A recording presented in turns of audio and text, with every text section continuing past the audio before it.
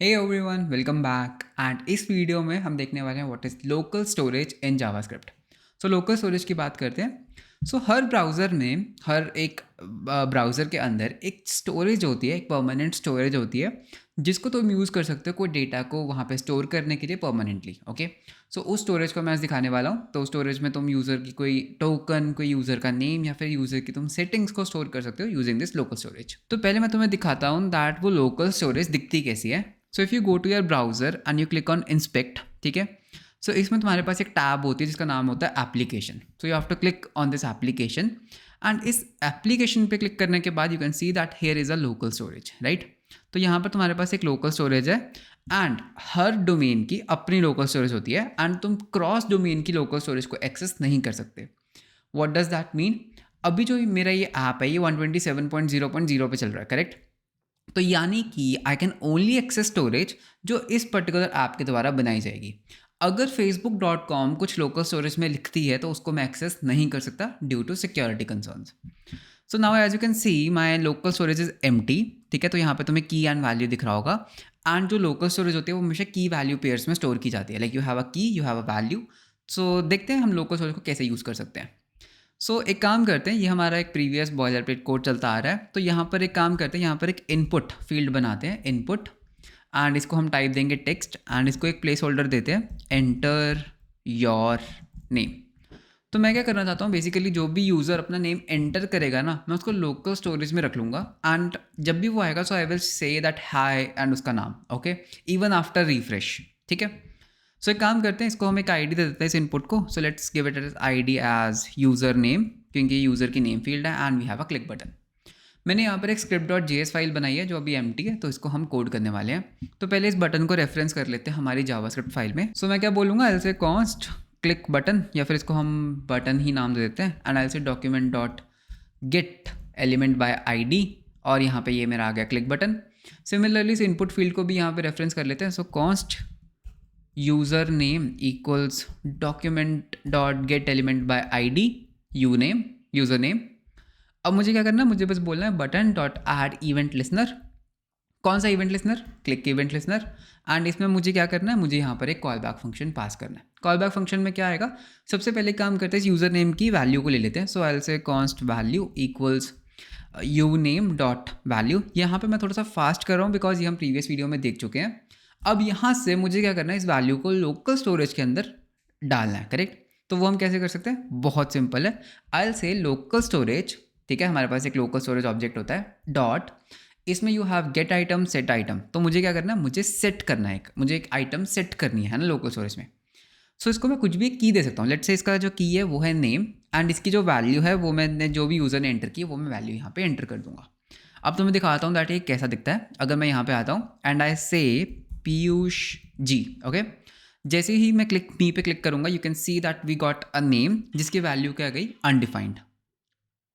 जिसकी वैल्यू क्या गई, अनडिफाइंड। तो यानी कि हमने कुछ गलती की है। तो मेरी की तो आ गई बिल्कुल सही, that is this name. Somehow हमारी जो वैल्यू है वो अनडिफाइंड आई, करेक्ट। वो अनडिफाइंड क्यों आई, ये यूज़र नेम डॉट वैल्यू जो है वो अनडिफाइंड क्यों आया, तो इसको देखते हैं वाई इट इज़ अनडिफाइंड। तो इसकी आईडी क्या, यूज़र नेम, राइट।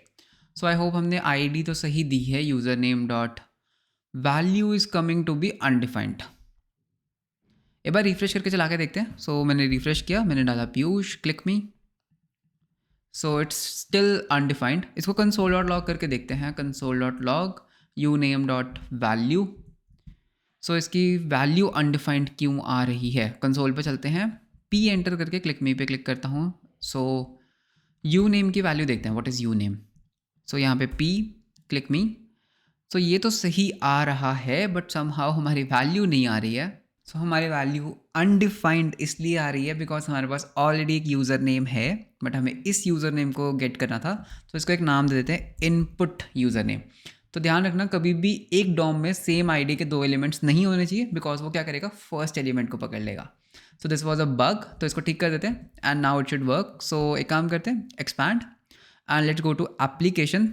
इसमें अभी नेम अनडिफाइंड आ रहा है, let's say Piyush ji and click me पे क्लिक किया and now you can see मेरे पास नेम क्या आ रहा है, Piyush ji, okay.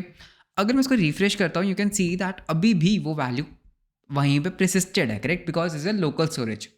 Local storage की वैल्यू कभी भी डिलीट नहीं होती जब तक हम उसको डिलीट ना करें। Okay, now let me show you that हम इस वैल्यू को यूज़ करके कैसे हम यहाँ पे इंसर्ट कर सकते हैं। ओके, सो मैं क्या करने वाला हूँ, देखते हैं। जैसे here is the user name जिसमें मुझे चेंज करना है, करेक्ट। तो एक काम करते हैं, इसको रेफरेंस कर लेते हैं। सो const user name equals document dot gate element by ID, और ये मैंने डाला यूज़र नेम। तो मुझे क्या करना है कि जब भी यूज़र रिफ्रेश करे, बेसिकली इस पर्टिकुलर पेज पर आए, तो जो भी उसने नेम एंटर किया था मुझे वो डिस्प्ले करना है। So what I can do, just look at this carefully, I can से विंडो, ठीक है, बिकॉज ये क्या है, ये एक विंडो है। डॉट ऐड इवेंट लिसनर, मैं क्या बोल रहा हूँ कि जब मेरी विंडो लोड हो, यानी कि जब मेरा जो ये डॉक्यूमेंट है, जब जो ये मेरे पेज है ये लोड हो, तो मुझे क्या करना है, पहले मुझे ये वैल्यू को गेट करना है। पहले मुझे क्या करना है, इस वैल्यू को गेट। तो गेट कर लेते हैं। सो आई से कॉन्स्ट यूज़र, या फिर इसको हम बोलते हैं वैल्यू, ठीक है। इसको हम, मैं क्या बोल सकता हूँ, local storage dot gate item, ठीक है। मुझे लोकल स्टोरेज से गेट करनी है आइटम। पहले क्या की थी, पहले हमने सेट की थी, अब हमें क्या करना है, अब हमें गेट करना है। एंड इसके अंदर हम अपनी की डाल देंगे, दैट इज़ नेम, बिकॉज हमने यहाँ पर क्या यूज़ किया था, नेम। अब मैं क्या कर सकता हूँ, I can say this user name, ठीक है। इस यूज़र नेम को यूज़ करते हैं, user name dot, then I will say inner text, है ना, इनर टेक्स्ट, और इनर टेक्स्ट में क्या कर दूंगा, ये वैल्यू, एंड डन। अभी जैसे मैं रिफ्रेश करूँगा, you can see what I am getting Piyush ji. Okay, एक काम करते हैं, इस लोकल स्टोरेज को क्लियर कर देते हैं। क्लियर करने के लिए हमारे पास ये आइकन होता है, तो इस पर क्लिक करूंगा, local storage clear, and refresh करूंगा। So you as you can see हमारे पास क्या आ रहा है, माई नेम इज़ नल, मतलब कुछ भी नहीं आ रहा।